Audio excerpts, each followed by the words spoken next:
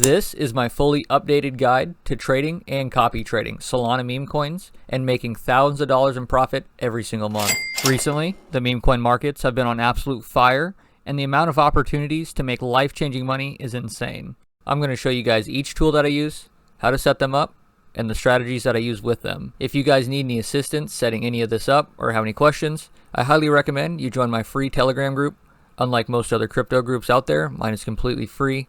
I'm in here daily answering questions and chatting with my community. If you guys would like to join and say what's up, the link will be in the description of this video. Real quick, smack that like button like it owes you money. Alright boys, let's get started. So I currently use 3 different tools to be able to profitably trade meme coins. I'm going to briefly discuss what each 3 of these tools do.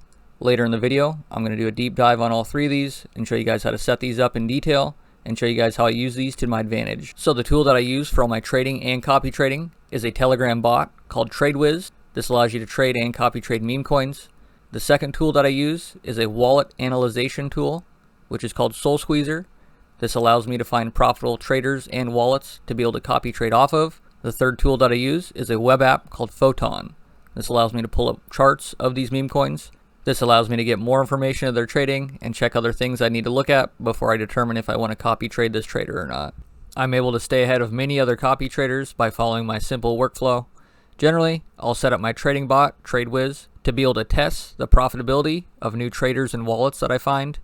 I find these new wallets and traders by using SolSqueezer and Photon in unison. Once I've found and then tested these wallets, I'll make a list of the most profitable ones. I'll then begin to copy trade just these and increase my position size and really take advantage of their profitable trading. The first tool I'm going to show you guys how to get set up and working is the TradeWiz bot. Like I said, this is built into Telegram. To get access to this, check the description of this video or the pinned comment at the very top. Here I am on the TradeWiz bot directly within Telegram. I'm going to go over some of the basics on how it's used and then show you guys how we're going to set it up to use it to our advantage. First and foremost, we have our Solana wallet address at the very top. This is what you're going to deposit to be able to trade with.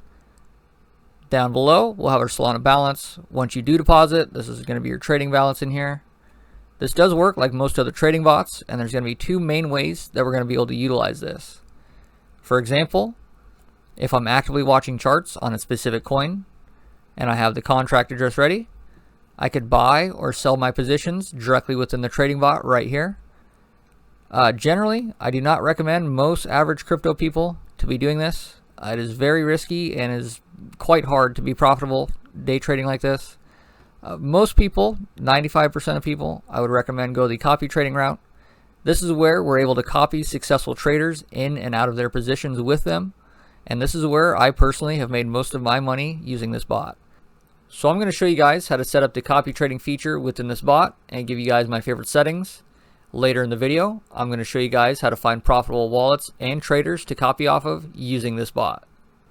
So to get started, we're going to click on this copy trade button. And that's going to open up our copy trade dashboard. In here, it is currently empty for the sake of this video. So I'm going to show you guys how we're going to add a new copy trader profile. We're going to click this add button towards the bottom. And it's going to give us a blank template for a new trader that we can input. So this allows us to change all the settings for the trader that we're going to be copy trading off of. So I'm going to go through and give you guys all the best settings that I've had most luck with. But keep in mind, this is part of the bot that you're able to mess around with and tweak yourself after you get the hang of this stuff to become even more profitable in the future. So the first setting we're going to change, guys, is the tag, which is the name of the wallet or trader that we're copying from. This can be whatever you want.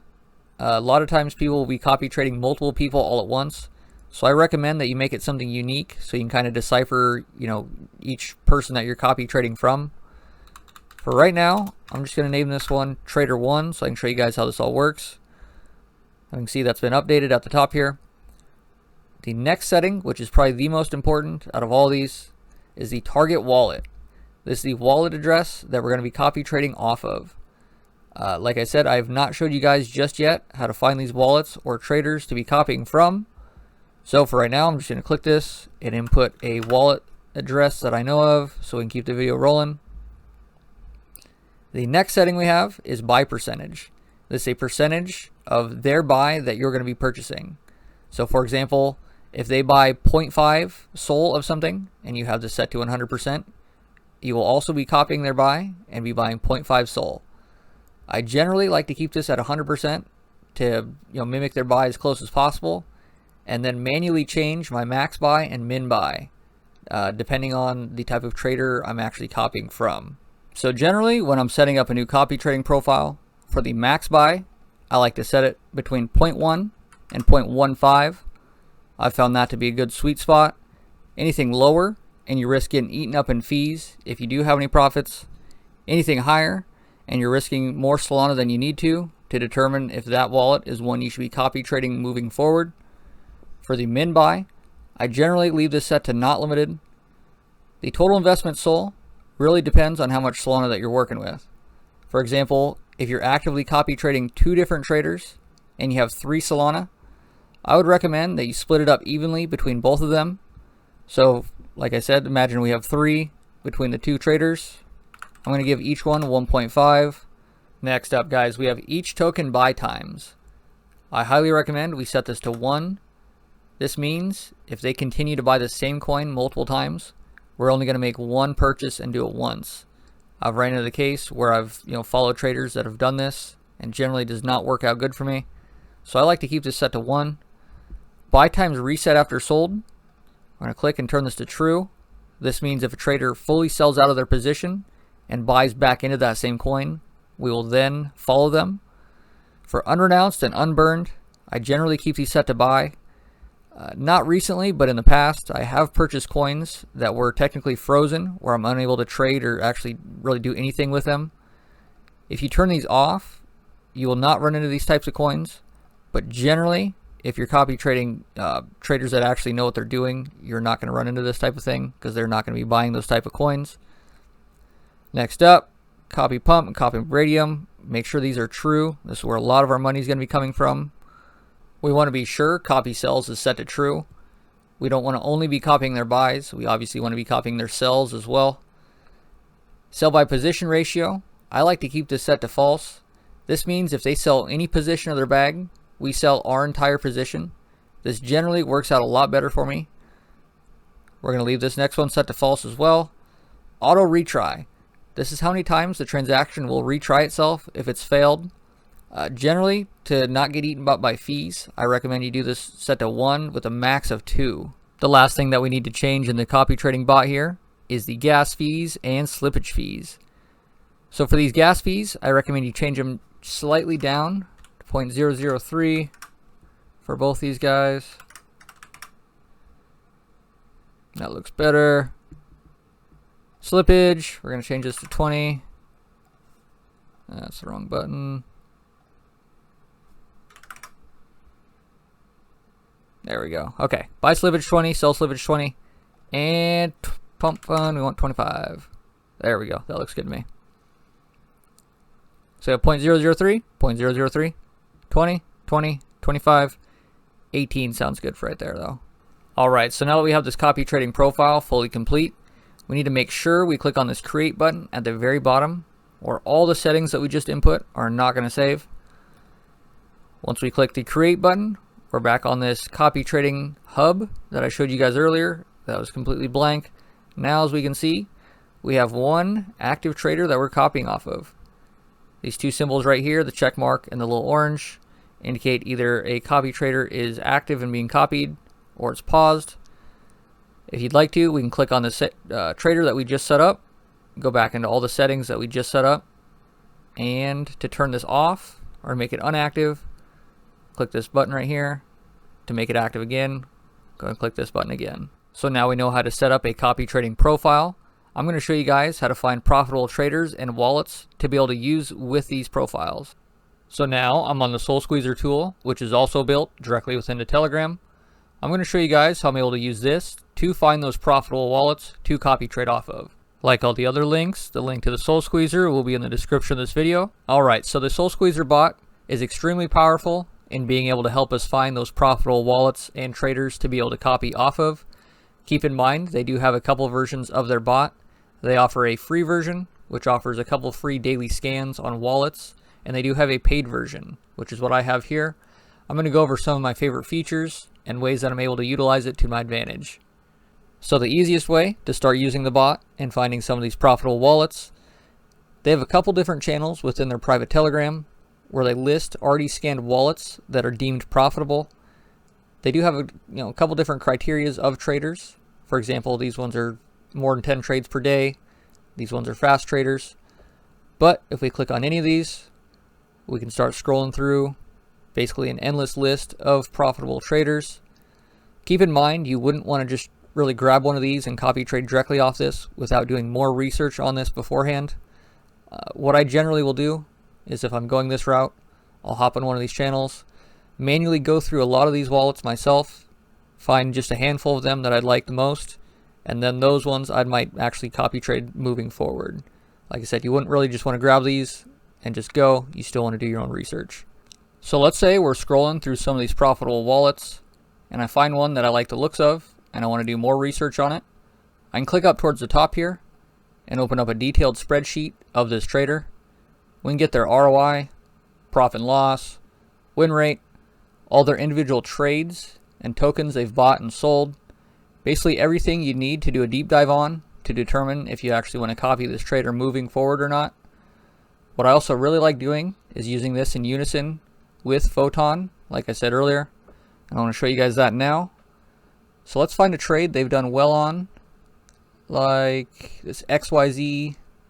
They've profited over 38 Solana on this one trade, it looks like. If we scroll over to the right, we can grab the contract address of this token. I'm going to copy this, and then we're going to pull up the Photon app. On the Photon app, we're going to punch in the contract address of that token, and we're going to open it up. Once it's open here, I'm going to click on this transactions button in the bottom left. We're going to go back to the spreadsheet real quick. We're going to grab the trader's wallet address and then go back to Photon. Once we're in Photon, click this makers button down here. We're going to punch in his wallet address and then it'll give us a visual representation on the graph of him buying and selling. This can be extremely useful. So we can gain a ton of information by pulling up these charts and going through these in detail, especially if we have the wallet address of the trader plugged in like we do here. One thing that I want to show you guys is to see if a wallet is heavily copy traded or not. To do that, I like to go in here and drag the charts way up like this. And then what we're going to do is check some of their buys and sells. So if a wallet is heavily copy traded, we're going to assume, people are going to copy their moves right after they make them. Let's check both these sells right here. We can see there's giant green candles right on these and right after both of these. So if this wallet was being heavily copy traded, we would assume that people are going to copy their moves directly after this, which would also be selling, which we do not see, which is actually a good sign for this wallet if you were wanting to, copy trade this in the future. So that's just one thing that I would be checking on top of, a whole checklist of things to go through before you actually pull the trigger on, copy trading somebody or not. So I have this trader spreadsheet brought up again, and I just want to go through some of the stuff that I generally look for myself when I'm doing this on my own. For example, the ROI is probably the number one statistic that I'm interested in a wallet. Previously, I was kind of interested in the win rate, but that can be as low as 20 or 30% as long as they're still profitable and have a profitable ROI. Another thing that I like to check out is their trading period. This guy has been trading for 3 days, and he's up 82 Solana, which is very impressive. His average trade duration is 9 minutes, which is honestly pretty good. Generally, the lower their trade duration is, the harder it is going to be to actually copy trade them, or at least successfully do it. If we look at all his trades and their durations right here, that one stands out. But all the other ones look like they're at least a couple minutes or hours, which is good. He only has one 1 minute trade, so I like that. If we can check to see if he has any big losses, I like this little chart up top here. Right here we can see he actually has no giant losses. He does have 8 losses that total around 5 Sol, but that compared to his P&L, which is 82, that's like nothing. So that's very good right there. We scroll down here, like I said, we can check his individual trades. We can see this XYZ, he's up 38 Sol on. This Zion, up 27 Sol. All different things you'd want to be looking at, and even more. Like I said, I pulled up that chart for you guys just a minute ago. I'll generally pull up mini charts, even ones that they've lost on, to see their patterns of winning and losing, to see if they're actually a profitable trader. This guy has only been trading for 3 days, and he's up 82 Solana, so it does look like he's very profitable. There is cases where people can look profitable but then not be. So that's why it's, you really got to do your due diligence before you pull the trigger on copy trading any one of these people. So let's say I decided I wanted to actually copy this trader. I would grab his wallet address, go back into Telegram and do the TradeWiz bot that we already have set up. Go into the Trader 1 profile we already created. I'm going to scroll up, go to the target wallet. I'm going to change it to the new wallet address. So now I'm going to update it. And from here, we have the new wallet in there. To turn it on, click this button, and we're good to go.